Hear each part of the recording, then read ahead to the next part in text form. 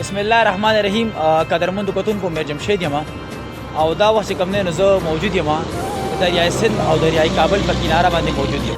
قدرمنو دا هغه ځای دی چې په کوم ځای کې دریای سند او دریای کابل یو کیږي.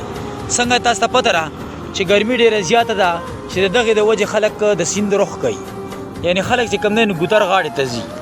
قدرمنو تاسو وګورئ د اوبو سطح چې کومه ده نو څومره سیوا شوې ده. دا چې تاسو ښکاري دا دریای کابل دی او دا اخوا چې تاسو ښکاري دا دریای سند دی.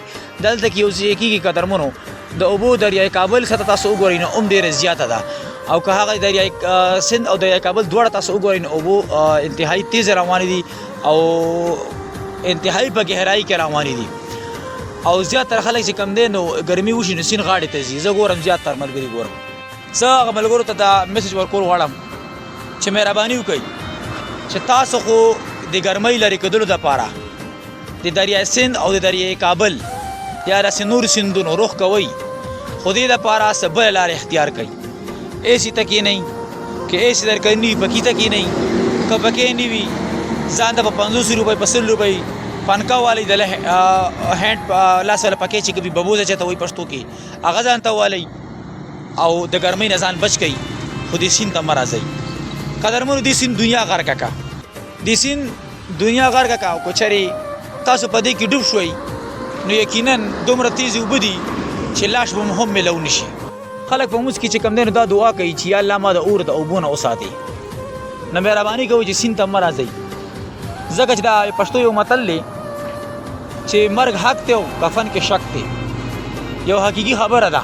قدرمنو هغه شک پکې دا دی چې په دې سیند کې ډوب شوې نو کفن به دې نه، که هر قسمه مرګ درته رالو، هر قسمه مرګ درته رالو نو کفن خو به دې نصیب شي، یو سلی خو به دې جوړ شي، خپل خپلوان خو به ته چې کوم دی نو دعا غواړي، قبر ته خو به دې راځي. او که په دې سیند کې ډوب شوې، په دې سیند کې ډوب شوې نو سلی دې نشته، مور پلار رونه خویندې څومره هم چې تا اقربه دي رشتهداران دي تر قیامته پورې به چې کوم دی نو هغوی خفګان کوي، خفه به وي چې کاش چې ما دې زوی خو یو قبر جوړ وي، یو سلی خو یې جوړ وي.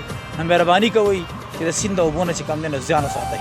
قدرمنو ما ډېرې ضروري او اهمې خبرې وکړي. ټولو ملګرو چې دا خبرې خپلو ملګرو سره ضرور شیر کوئ. که چېرې تاسو د علیشه ډانس، د ګلپاڼې ګانا، د ناز اقبال سندرې دا تاسو شیر کوئ، په ورځ د قیامت به تاسو نه رب ذوالجلال تپوس کوي چې تا ولې دا شیر کولو، تا ولې دا کتو چې په هغې باندې د ډمانو ته انکم تلو. لہذا دا خبره شیر کوئ چې په بل ته باندې فایده ورسي. خیر الناس من ينفع الناس، بهترین سړی هغه دی چې بل ته فایده ورسوي. ما دا یو څو خبرو کې قدرمندو کتونکو تاسو خپلو ملګرو سره ضرور شیر کړئ. د ویډیو کتلو مهرباني. ښه دا بار اوسئ د الله په امان.